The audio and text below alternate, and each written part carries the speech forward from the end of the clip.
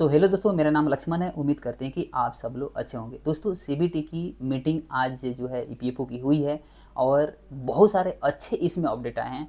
लेकिन एक ऐसा अपडेट जो आपको सौ कर देगा, ये बिल्कुल बेकार अपडेट है और आप लोग को कहीं ना कहीं इसे मतलब बहुत ही बड़ी झटका लगने वाली है। तो चलिए वो क्या अपडेट है मैं बताता हूँ।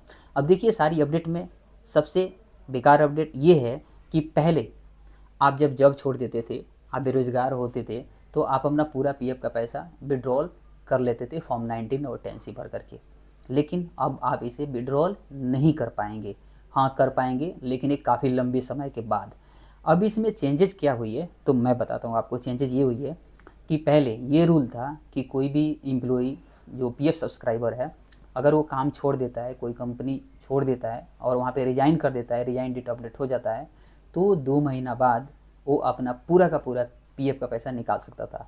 इवन अपना पेंशन का भी पैसा निकाल लेता था और इस तरह से उसके पीएफ अकाउंट और पेंशन अकाउंट में अमाउंट जीरो हो जाता था, यानी फुल एंड फाइनल सेटलमेंट हो जाती थी मात्र 2 महीने के बाद। तो ये 2 महीने की सीमा थी।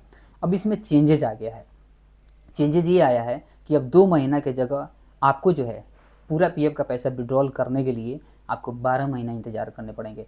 यानी पूरे 12 महीने, 1 साल आपको इंतज़ार करना पड़ेगा, तब जा कर के पूरा फुल एंड फाइनल पीएफ का सेटलमेंट होगा। ये बहुत ही बेकार और बैड है। अगर कोई चाहता है कि हमें नौकरी नहीं करना है तो उसको ज़रूर अलाउ करनी चाहिए कि उसका पूरा पीएफ का पैसा 2 महीने के या उससे भी कम समय में निकल जाए। लेकिन घटाने के बजाय यहाँ पे ईपीएफओ ने 12 महीना यानी 1 साल कर दिया है। वैसे ही एक और फ़ायदा थी पहले कि एम्प्लॉई पूरा पीएफ का पैसा निकालने के बाद अपना पेंशन का भी पैसा जो है पूरा का पूरा विड्रॉल कर लेता था फॉर्म 10 भर के, वो भी 2 महीना के बाद। लेकिन अब इसे भी जो है बढ़ा करके एक काफ़ी लंबा समय दे दिया गया है। यहाँ पे जो है पीएफ के लिए 12 महीना का समय दिया गया है निकालने के लिए, जबकि पेंशन का विड्रॉल आपको करना है तो ये अब 36 महीना का समय दे दिया गया है। यानी कहने का मतलब अब जो है पूरा पेंशन का पैसा आप 3 साल के बाद निकाल सकते हैं। ठीक है, तो ये अब देखिए कितना लंबा गैप हो गया। पहले 2 महीने में पेंशन का पैसा पूरा विड्रॉल कर सकते थे, लेकिन अब इसको 2 महीना से बढ़ा करके 36 महीना कर दिया गया है। तो अब जो है आप पेंशन का पैसा 3 साल के बाद निकाल पाएंगे, इससे पहले आप नहीं निकाल पाएंगे।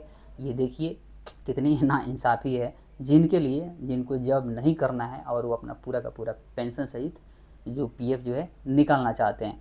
तो ये जो एक बहुत ही बड़ा ही मतलब क्या कहें बेकार अपडेट है, जो एक ईपीएफओ ने सभी अच्छे अपडेट के साथ इसे जो शामिल किया है कि 2 महीना के बजाय अब लोग 3 साल के बाद पूरा का पूरा पीएफ पैसा निकालेंगे। तो जो अभी तक आप जो न्यूज़ सुन रहे थे कि क्या ये सही है नहीं है, तो ये बिल्कुल सही है कि अब जो है आप 2 महीने के बजाय आपको जो है अब पीएफ 12 महीने के बाद निकलेगा और पेंशन का भी विड्रॉल 2 महीने के बजाय आप 36 महीना यानी 3 साल के बाद आप निकाल पाएंगे। अब आपके मन में सवाल आता होगा कि हालांकि ईपीएफओ ने ऐसा क्यों किया, तो मैं बता देता हूँ कि ईपीएफओ ने क्या सोचा और क्यों किया। दरअसल होता क्या था कि लोग जो है काम छोड़ने के बाद पूरा का पूरा पीएफ का पैसा विड्रॉल कर लेते थे। अब उनके अकाउंट में क्या होता था, जीरो होता था, जीरो पैसा कर देते थे। लेकिन यहाँ पे सरकार सोच रही है कि लोग अपना पैसा पूरा का पूरा विड्रॉल कर लेते हैं, जिससे उनके पास सेविंग नहीं रहता है और एक बुढ़ापे में यानी रिटायरमेंट के समय उनके पास कोई पैसा नहीं बचता है, या इलाज कराने को हो या कोई सेविंग किसी प्रकार का घर में खर्चा करने का हो तो सेविंग नहीं होता था। ठीक है, इसलिए अब इसे 12 महीना का समय कर दिया गया है ताकि जो है लोग पूरा का पूरा पीएफ निकाल करके अपना अकाउंट बंद न कर दें और पूरा मेंबरशिप बंद न कर दें। तो यह एक सेविंग प्लान है इस तरह की कि लोग ज़्यादा से ज़्यादा पीएफ अकाउंट में पैसा रखें ताकि एक लॉन्ग लास्टिंग इन्वेस्टमेंट उनका रहे, सेविंग होते रहे।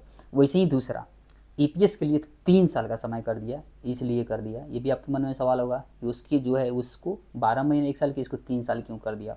तो यहाँ पे सरकार इस बात पे फोकस करना चाहती है, ज़्यादा से ज़्यादा जोर देना चाहती है कि जो एम्प्लॉई है प्राइवेट सेक्टर में काम कर रहा है या गवर्नमेंट सेक्टर में काम कर रहा है, वो क्या करता है कि पूरा पेंशन का पैसा विड्रॉल करके पेंशन का जो स्कीम लेने के पात्र नहीं होता है, एलिजिबल नहीं होता है, पूरा का पूरा वो जीरो कर देता है, जिससे उसको पेंशन आगे चल करके नहीं मिलता है।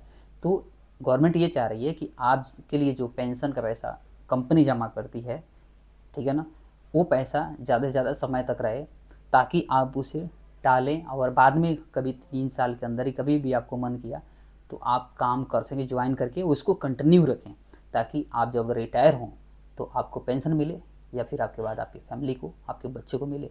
तो गवर्नमेंट एक तरह से यहाँ पे आपकी सोशल सिक्योरिटी के बारे में भी सोच रही है कि आगे चल कर के आपको ही फ़ायदा हो, आपकी फैमिली को फ़ायदा हो और आपके बच्चों को फ़ायदा हो। एक तरह से फ़ायदा तो है, लेकिन दूसरी तरफ जिनको जॉब ही नहीं करना है, काम ही नहीं करना है और उनको इमीडिएट पैसे की ज़रूरत है, तो पेंशन का पैसा नहीं निकाल पाएंगे, 3 साल इंतज़ार करेंगे।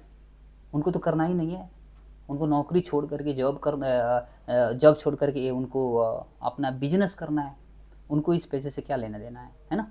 तो वो तो 3 साल के बाद निकालेंगे, उस पैसे को अपना जो है व्यवसाय में भी इन्वेस्टमेंट कर सकते थे, तो उनके लिए थोड़ा ये नुकसानदायक है।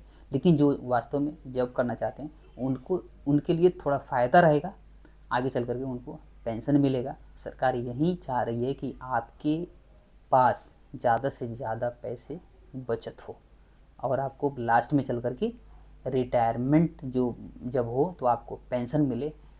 आप जो है किसी के दूसरे पे आप निर्भर ज़्यादा से ज़्यादा ना रहें, बच्चे पर निर्भर ना रहें। तो एक तरह से फ़ायदा, लेकिन एक तरह से नुकसान भी है कि आप अब 12 महीने के पहले पूरा पीएफ का पैसा नहीं निकाल सकते हैं और पेंशन का पैसा 3 साल के पहले आप नहीं निकाल सकते हैं। लेकिन यहाँ पे ईपीएफओ एक चीज़ ज़रूर किया है, जिसको मैं ज़रूर कहूँगा कि पीएफ एडवांस निकालने के लिए इसको लचीला बना दिया है। यानी आप जो है ज़्यादा से ज़्यादा आप पीएफ निकाल सकते हैं, ज़्यादा से ज़्यादा बार भी निकाल सकते हैं। ठीक है, ये नहीं कि वो पहले था कि रेस्ट्रिक्शन था कि आप कितनी बार निकाल सकते हैं, अब इसकी भी टाइमिंग बढ़ा दी गई है। इसकी भी मैं वीडियो में, अगली वीडियो में बात करूँगा कि इसको कैसे जो है ईपीएफओ इसको कैसे देखा है और इस पर क्या कुछ कहा है। ठीक है, चलिए मिलते हैं अगली वीडियो में, तब तक के लिए नमस्कार, बाय। और मेरे चैनल पर अगर पहली बार आप इसको देख रहे हैं तो सब्सक्राइब कर लीजिएगा, ताकि आपको सबसे पहले अपडेट मिले और पूरी विस्तृत अपडेट मिले जो आपको पूरी समझ में आ जाए। मिलते हैं अगली वीडियो में, बाय।